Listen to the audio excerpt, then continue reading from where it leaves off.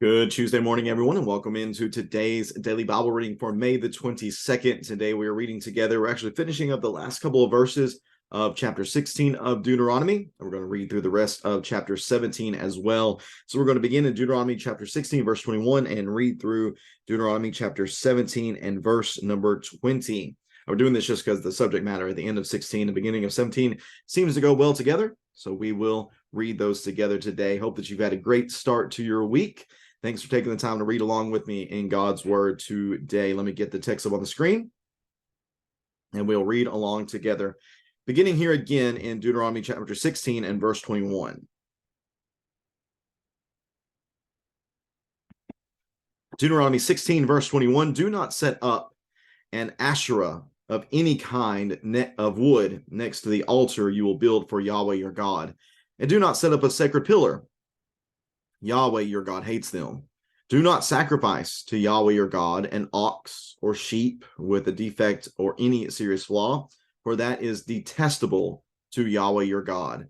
If a man or woman among you in one of your towns that Yahweh your God will give you is discovered doing evil in the sight of Yahweh your God and violating his covenant, and has gone to serve other gods by bowing in worship to the sun, moon, or all the stars in the sky, which I have forbidden. And if you are told or hear about it, then investigate it thoroughly. If the report turns out to be true, that this detestable act has been done in Israel, you are to bring out of your city gates that man or woman who has done this evil thing and stone them to death. The one condemned to die is to be executed on the testimony of 2 or 3 witnesses. No one is to be executed on the testimony of a single witness. The witness's hands are to be the first in putting him to death, and after that the hands of all the people. You must purge the evil from you. If a case is too difficult for you concerning bloodshed, lawsuits, or assaults, cases disputed at your city gates, then go up to the place Yahweh your God chooses. You are to go to the Levitical priest and to the judge who presides at that time. Ask, and they will give you a verdict in the case. You must abide by the verdict they give you at the place Yahweh chooses. Be careful to do exactly as they instruct you. You must abide by the instruction they give you and the verdict they announce to you. Do not turn to the right or the left from the decision they declare to you. The person who acts arrogantly, refusing to listen either to the priest who stands there serving Yahweh your God or to the judge, must die. You must purge the evil from Israel. Then all the people will hear about it, be afraid, and no longer behave arrogantly. When you enter the land Yahweh your God is giving you, take possession of it, live in it, and say, I will set a king over me like all the nations around me. You are to appoint over you the king Yahweh your God chooses. Appoint a king from your brothers. You are not to set a foreigner over you, or one who is not of your people. However, he must not acquire many horses for himself, or send the people back to Egypt to acquire many horses. For Yahweh has told you, you are never to go back that way again. He must not acquire many wives for himself, so that his heart won't go astray. He must not acquire very large amounts of silver and gold for himself. When he is seated on his throne, he is to write a copy of this instruction for himself on a scroll in the presence of the Levitical priests. He is to remain with him, and he is to read from it all the days of his life, so that he may learn to fear Yahweh his God, to observe all the words of his instruction, and to do these statutes. Then his heart will not be exalted above his countrymen. He will not turn from the command to the right or the left, and he and his sons will continue reigning many years in Israel. And that is Leviticus 16:21 through Leviticus 17 and verse number 20.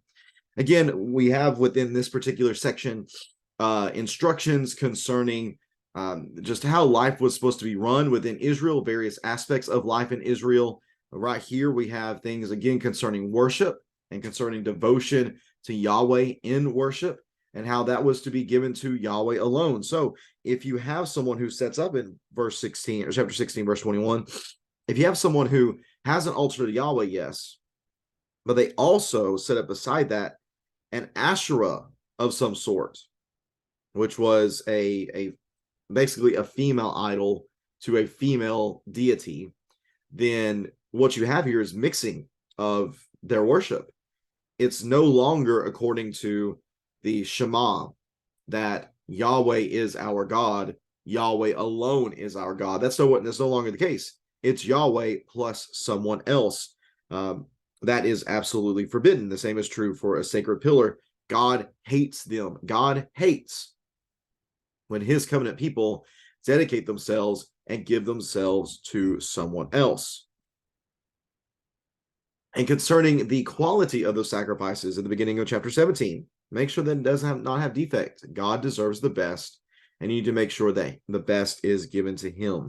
Moving on into verse number 2 of chapter 17, if somebody does get caught up in idolatry, in violating the covenant and serving other gods, specifically here it's bowing down to worship the sun, moon, and the stars. Ancient Near Eastern people often saw the bodies of light in the heavens. They perceived them to be deities. They perceived them to be representations of supernatural beings. So if they start bowing down and worship to them, that is completely unacceptable. Again, Yahweh is our God. Yahweh alone is to be our God. He is the one to whom you are to worship with all of your heart, soul, mind, and strength. No one else. Yahweh alone. But if they do this, then you need to investigate it. Again, I appreciate the language here. Investigate it thoroughly. Don't just go off, as mentioned later on, don't just go off the witness of one person. One person is not enough to establish reality. And there needs to be multiple people. You need to base this on 2 or 3 witnesses giving their testimony concerning this. If that is the case, then the man and the woman who is guilty of this, they are to be stoned. And again, we've seen this previously in chapter 13 and verses 9 and 10. The witnesses, the ones who they must be willing to put their money where their mouth is. If they're going to make this claim, they must believe it because it is true to the extent that they're willing to carry out the punishment. First and foremost, they're the first ones to raise their hand, putting them to death. Here's the key at the end of verse number 7. You must purge the evil from among you. You cannot allow this leaven of evil, leaven that spreads so quickly. You cannot allow this evil to be present among you because it will quickly spread to others. And before you know it, a great apostasy and a great evil of rebellion against God can take place. Verse number 8 deals with specific cases concerning bloodshed and lawsuits and assaults. These seem to be cases that are difficult to judge. We remember something along this lines going back to Jethro and Moses and the judging that he did back in Exodus. I think it's chapter 18, I believe it is, where Moses is doing all the judging, and then Jethro says, you need to delegate. He delegates, but if there's certain cases that are too difficult, you can bring those to me. That seems to be what's going on here, that type of idea. That we have here cases that are difficult, that they're not exactly sure what needs to be done.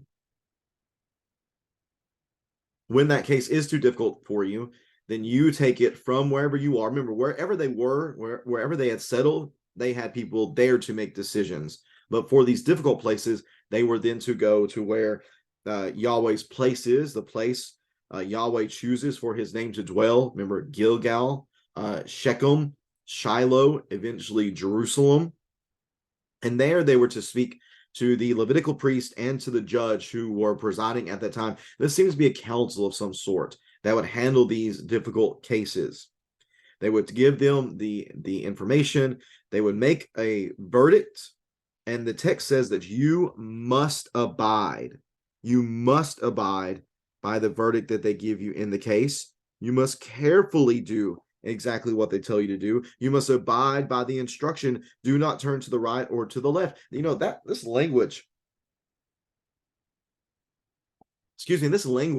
sounds very reminiscent of the way they are to actually regard the law, to carefully follow the law, to abide by the law, to abide by the instructions of the law. Why such strong language for what seems to be purely human judgments?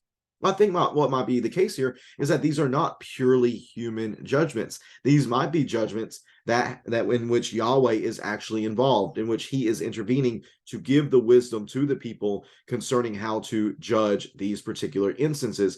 Remember, there was the little stones that the high priest had in his clothing, the Urim and the Thummim, that these they believed were to be used in making decisions where God intervened with them. So maybe there's something of that sort going on here where God is intervening, because why else would Yahweh say to absolutely follow them when the reality is there were times whenever priests and judges did wrong and commanded the people to do wrong? It seems here, again, to me at least, I could be reading this wrong, but it seems to me that they are that the Yahweh is involved here, and that the person who acts arrogantly, refusing to listen either to the priest or to the judge who stands again serving Yahweh, he's there. He's there, and you are to listen to him. If you don't, how severe is this? It's so severe that that person must die. You must purge again the evil from Israel. If you're not going to listen to Yahweh, if you're not going to listen to his instruction given through these individuals, then you must die. You cannot allow this type of evil to be present within Israel so that it might spread to everyone else. And the lesson here again is that people might learn from it, that they see this person behaving in an evil way, in an arrogant way, and that they might learn from that so that they themselves would not behave in the same sort of way. So that's verses 8 through 13. Now, to finish out today's reading, we have this instruction concerning a king. We also read about this in Judges 8. We read about this in 1 Samuel 8 as well. Some people view the kingship role of Israel in various ways. Some people have approached this and said, well, Israel was never to have kings. They were always just to allow God to be their king, and there was never to be an earthly king. And I can understand to a degree where they're coming from that. But we go back to what was promised to Moses, or excuse me, not to Moses, to Abraham. Abraham was told, kings will come from you.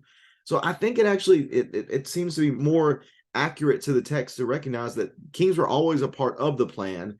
But the issue with what we see later on is that they rejected the reality that God would be involved in making these kings. That, again, here in the text, you are to appoint the king that God will put over you.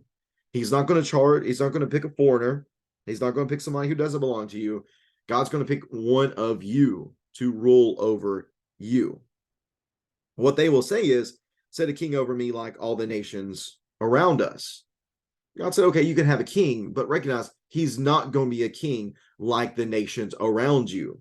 Meaning he's not going to do things that Gentile kings are going to do, such as acquire horses, or acquire many wives, or acquire large amounts of silver and gold for themselves. In doing that, they would basically become pharaohs and kings of the other nations. But that's not the case for the king of God's people. In fact, what we read in verses 18 through the rest of the text is that they are really supposed to be the model Jew and the model Israelite. One of the ways in which he can do this is by copying for himself the law, that he was supposed to have for himself his own handwritten copy of the law. But it's not just so that he can, say that he did it, but it's supposed to have a practical effect upon him. He is supposed to write it, and then he is to read from it. And then he is to learn from what he has read, learn to fear Yahweh his God. And then he is to observe the words that he has written. He is to do the statutes that he has written. He is to be, above all else, the, capital THE, the example to his people. He is to be the model Jew, the model Israelite. In doing so, his heart will not be exalted above his countrymen.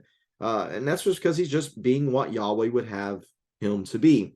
If you're going to be the leader of God's people, there was an extra special expectation that you would model faith as God would have of any of his leaders. You are to be the example for the people, because the people obviously look up to the king.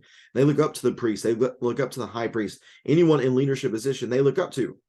Therefore, be the type of person, be the type of king that the people can look up to. That's what we see here in Leviticus chapter 17. If you have any questions about this text, I know there's a lot that we can really talk about. One thing I didn't even mention is that Solomon, unfortunately, right just prior to the dividing of the kingdom, he fails in every regard concerning this. He accrues horses and wives and wealth, and unfortunately it leads to disaster for the people. But if you have any other questions about this text, any of the sections here, please feel free to leave that in the comments section below. I appreciate you reading along with me today. We'll be back at it again tomorrow, reading together chapter 18, where we're going to talk a little bit about Levites. We're going to talk about some prophetic revelations and see what we have for us within that text. Again, thanks for tuning in today. Hope I'll see you tomorrow. Take care and God bless.